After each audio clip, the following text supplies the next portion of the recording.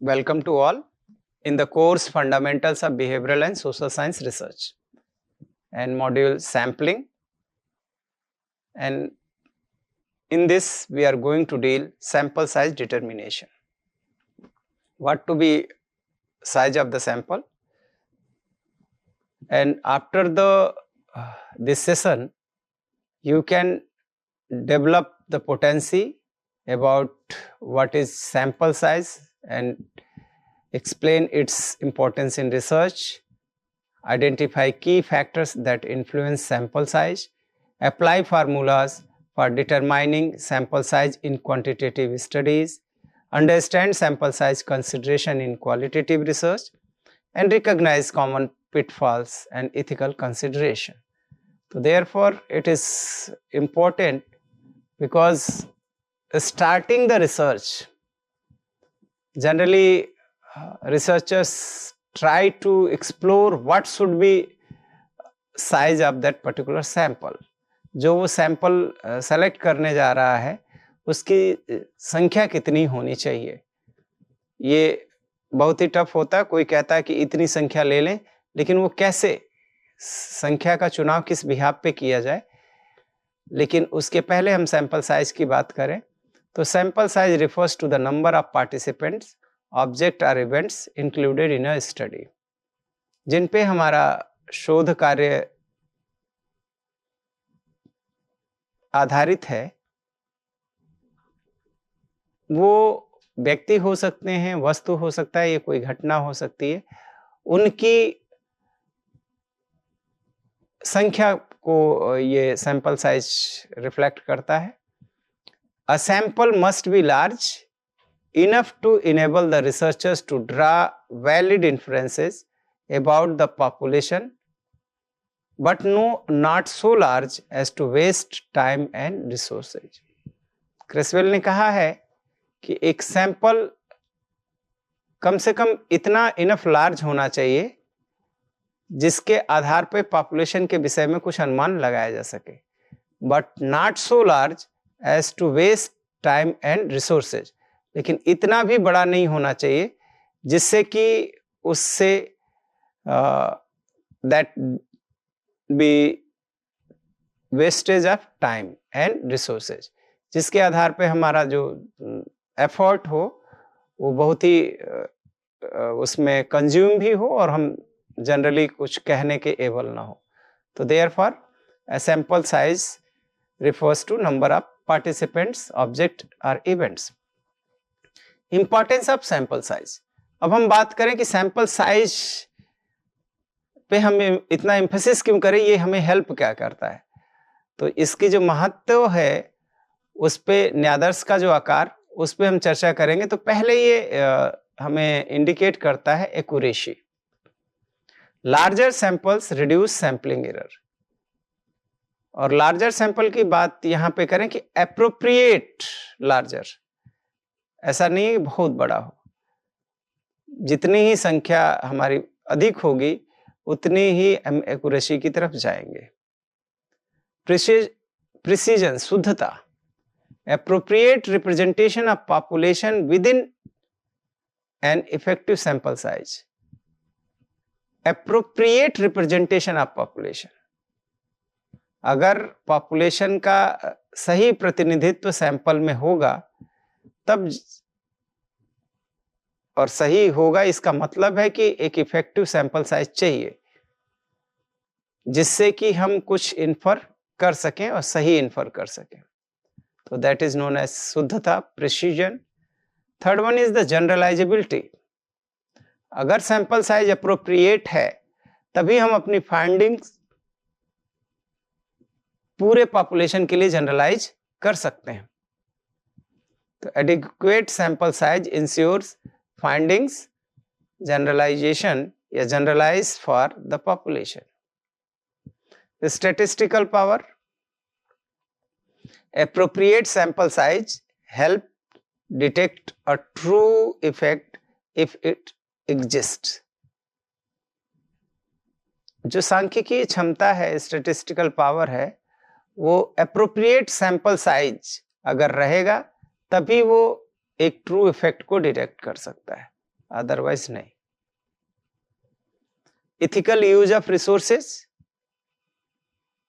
based on the nature of study, appropriate sample size inform the right findings, otherwise it may be vague. Based on the nature of study, qualitative है quantitative है, पहले ये पता करना होगा, तभी हम उसके लिए सैंपल साइज क्या होना चाहिए उसको हम डिसाइड कर सकते हैं। Otherwise it may be harmful by the personally and as well as economically, दोनों तरीके से, व्यक्तिगत और आर्थिक रूप में समय भी ज़्यादा जाएगा और वेस्टेज भी मनी का भी होगा। तो इस तरीके से these are the consideration of ethical use of resources. Factors affecting sample size, वो कारक जो सैंपल साइज को प्रभावित करते हैं उसको हमें पहचानना होगा। फैक्टर्स, पहला देखें कि पॉपुलेशन साइज क्या रखा हुआ है, total number of people in the population, confidence level, how sure you want to be, अब कितना कॉन्फिडेंस हम हो सकते हैं उसको हमें ही डिसाइड करना है, क्योंकि हम कितना प्रिसाइज वे में मूव ऑन कर रहे हैं जिससे कि हमारी फाइंडिंग्स उतनी प्रिसाइज हों। तो this can be decided by the researcher. 95% और 99% कॉन्फिडेंस लेवल के साथ हम काम करने जा रहे हैं। Margin of error, acceptable error range, अब कितना एरर हम एक्सेप्ट कर सकते हैं, 5%, 1%, वो हमें डिसाइड करना है। वेरिएबिलिटी पी की बात यहाँ करेंगे कि estimated proportion of the population with the attribute, एक प्रोपोर्शन को हम एस्टिमेट कर लेते हैं, उसी के बिहाफ वेरिएबिलिटी को हम चेक कर सकते हैं। Design effect, adjust for complex sampling design, अगर डिजाइन इफेक्ट को मेजर करना है तो हमें कॉम्प्लेक्स सैंपलिंग डिजाइन को एडजस्ट करना होगा।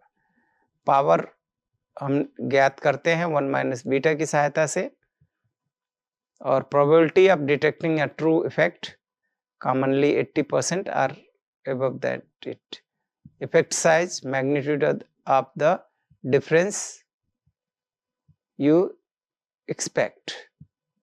तो यहाँ हम इफेक्ट साइज भी अगर हमारा प्रैक्टिकल जैसे है सर्चेज हैं तो अलग होगा। तो that should be determined by the researcher. तो सैंपल साइज निकाला कैसे जाएगा, इसके लिए हम हेल्प लेते हैं मैथमेटिकल फार्मूला की। अब यहाँ दो sample size formula for large और इनफाइनाइट पॉपुलेशन, और इसको गैदर करने के लिए हम लोग कोकरन या जिसमें ये इन्होंने एक कॉन्सेप्ट दिया है कि use to determine a sample size a proportion with a known or assumed variance। अब देखें n equal to e square. तो अब हमें इसको इंडिकेशन समझें तो n इक्वल टू रिक्वायर्ड, वो हम आइडेंटिफाई करते हैं, और उसके अलावा z equal to z value, जो z वैल्यू टेबल से हमें मिलती है 95% कॉन्फिडेंस के साथ, उसको हम यहाँ यूज में लाएंगे, और वो एस्टिमेटेड प्रोपोर्शन अगर अननोन है तो हम लोग जनरली 1/2 या 0.5 एरर, जैसे कि यहाँ पे मार्जिन जो हमारा 0.05 है एरर। तो इस तरीके से हम इन चीज़ों को यूज में लाकर एक अप्रोप्रिएट सैंपल साइज हम कैलकुलेट कर सकते हैं। जैसे देखें कि जो उपरोक्त फार्मूला है उसमें सारे वैल्यू रखे गए हैं, n हमें कैलकुलेट करना है। तो z जो था 1.96 इंटू p की वैल्यू जो है वो 0.5 है और इंटू ब्रैकेट में 1 माइनस p है। तो 1 माइनस स्मॉल p जो ब्रैकेट में रखा हुआ उसकी भी वैल्यू अगर हम घटा देंगे तो 0.5 1 में से माइनस होगा तो 0.5 वैल्यू आ गई। अब ऊपर जो 1.96 का स्क्वायर करके multiplied by 0.05 into multiplied by 0.05 बटे ई की वैल्यू जो आई है ई मार्जिन ऑफ एरर 0.05, तो 0.05 मल्टीप्लाइड बाय 0.05। तो इस तरीके से जब हम निकालेंगे इसकी वैल्यू तो यहाँ 384 नियर बाई आएगा। अब देखें कि 95% कॉन्फिडेंस के साथ जो प्रोबेबिलिटी एक तरीके से एस्टिमेटेड प्रोपोर्शन है वो 0.5 है एंड मार्जिन ऑफ एरर 0.05। तो इनको रख के हम कैलकुलेट करेंगे तो किसी भी डेटा के साथ लगभग 384 वैल्यू आएगी। 384 जो एक अगर लार्ज या इनफाइनाइट पॉपुलेशन है तब। Second, sample size formula for finite population, या यामने फार्मूला उन्होंने दिया और इसको यामने के नाम से जानते भी हैं कि use to determine a sample size from a finite population when only the total population and desired level of precision are known. कितने प्रिसाइज स्तर से हमें काम करना है, तो लाइक अब यहां देख सकते हैं कि n small n equal to capital N upon 1 plus capital N bracket में e का स्क्वायर। तो इसको अगर यूज में लाते हैं जहां n small n equal to sample size है, capital N equal to population size, E equal to level of precision margin of error, usually जो हम 0.05 रखते हैं। तो इसको कैलकुलेट जब हम रख कर करेंगे तो ये भी नियर बाई उसी के बराबर यहाँ पे 10,000 के रिस्पेक्ट में दिया गया है। तो ये 384.6 आया। तो आपने दोनों से ही जनरली जो कॉन्सेप्ट देखा वो 384 के लगभग आ रहा है। इट मीन्स कि 385 जो है या 384 is the approximately needed for a good research. अब बात करें sample size in qualitative research, ये थोड़ा एक अलग पहलू में, वहां तो हमने नंबर काउंट कर लिए, कैलकुलेट कर लिए, जो दो क्वांटिटेटिव के तरीके हैं। लेकिन जब क्वालिटेटिव रिसर्च के साथ जाते हैं तो there are no strict formula,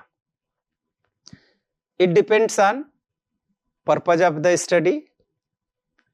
हमारे स्टडी का पर्पज क्या है उसके बिहाफ हम सैंपल सेलेक्ट करेंगे। डेप्थ ऑफ द इंक्वायरी की डेप्थ कितनी है, होमोजेनिटी ऑफ द पॉपुलेशन, जो जनसंख्या है उसके अंदर होमोजेनिटी कितनी है। होमोजेनिटी मीन्स एक रूपता। फिर सैचुरेशन। अब यहां पे जब बात करेंगे क्वालिटेटिव रिसर्च में कैसी नो न्यू आइडिया इमर्जिंग अगर नहीं हो रही है तो अलग बात होगी, या अगर उसके लिए स्कोप है तो वो अलग चीजें होंगी। तो आइडियल सैंपल साइज हम कुछ चीजों में देख सकते हैं, जैसे इंटरव्यू कर रहे हैं तो इंटरव्यू बहुत बड़ा जो हमारा स्टेक होल्डर होगा तो शायद हमारे लिए इंटरव्यू कंडक्ट करना बहुत आसान नहीं होगा, और कंडक्ट भी कर लिया तो उससे जो डेटा मिलेगा वो बहुत आसान नहीं समझा जाएगा, क्योंकि शोर शराबा हर चीज वहां पे था, तो वो हमें प्रॉब्लमेटिक कर सकता है। तो therefore for interview we can consider 10 to 30 maximum. Focus group discussion, 3 to 5 groups and 6 to 10 participants each.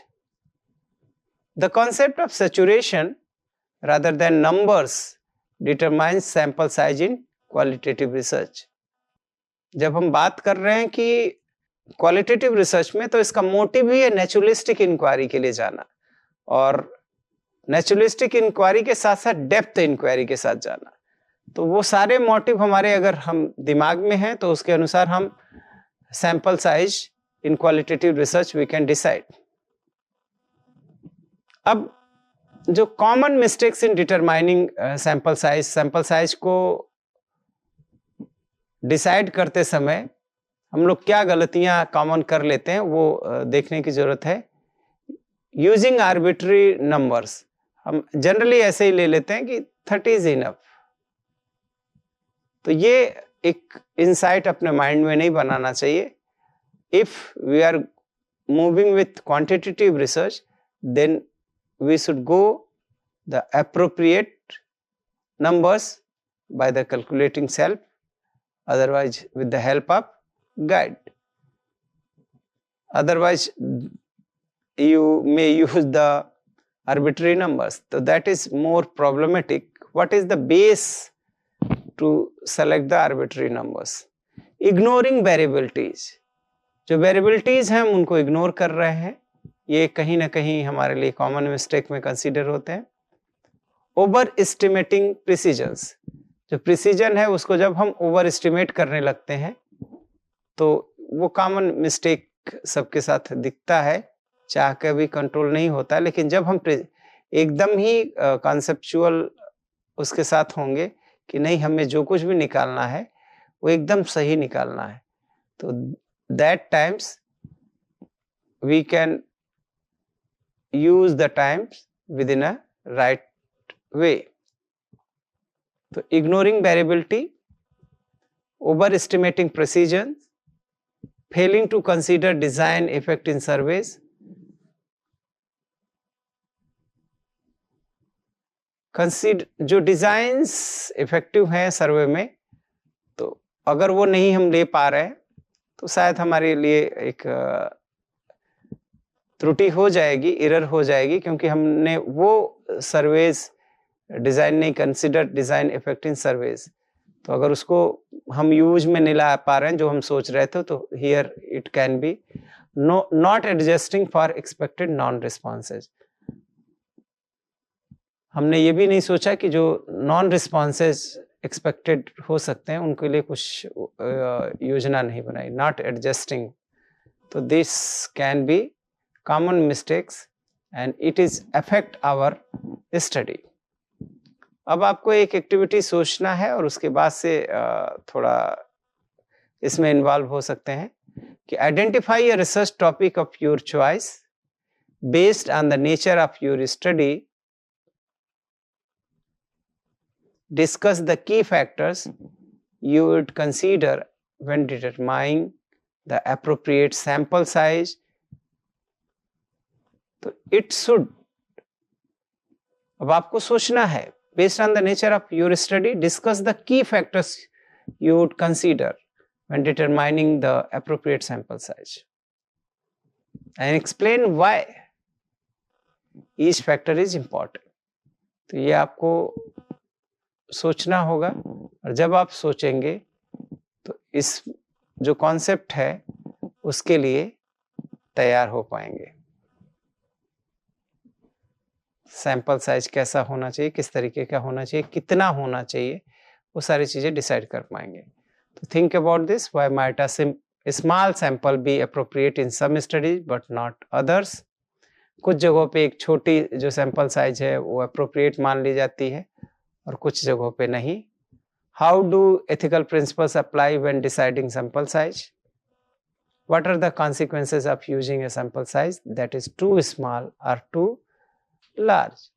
तो यहाँ इस तरीके से हम चीज़ों को अगर हम सोचते हैं तो हमें एक अंडरस्टैंडिंग रिफ्लेक्ट होगी. That will be contributing to develop insight about the hypothesis testing and how we can identify the sample size. Thank you.